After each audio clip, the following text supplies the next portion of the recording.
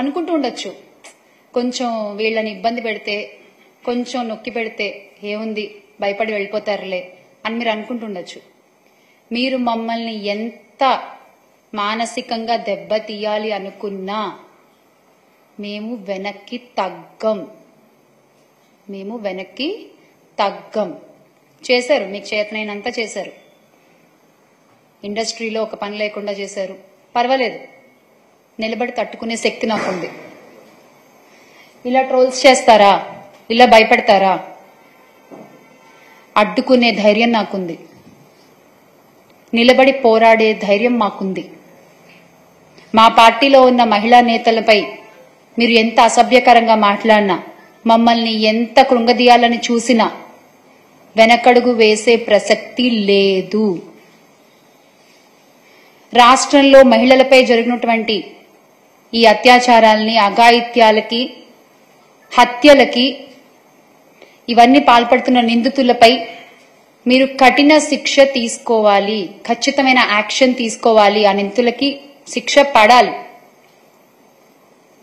YSRCP party తరఫున చాలా గట్టిగా మా మహిళా నేతలందరి తరఫున ఈ రోజున మేము డిమాండ్ చేస్తున్నాం.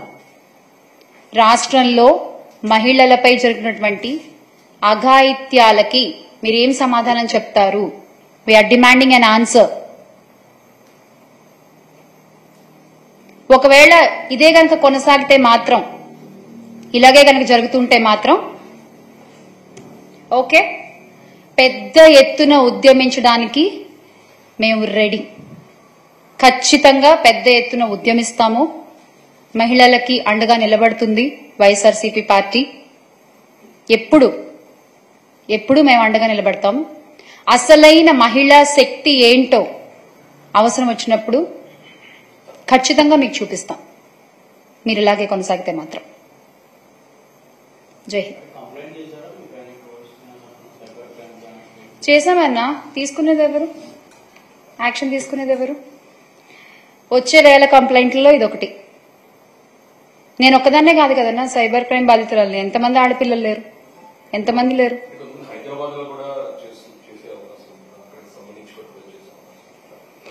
అమెరికా నుంచి కూడా ట్రోల్ చేస్తున్నారన్నా.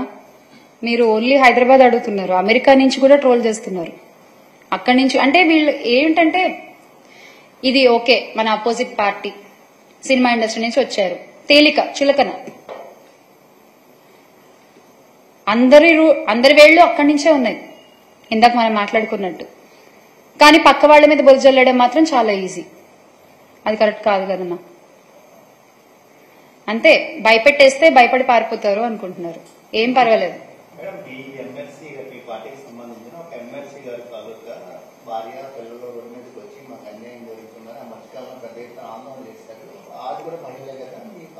మహిళలు డెఫినెట్ గా ఎవరు బాధపడినా మా పార్టీ చూస్తూ ఊరుకోదన్నా.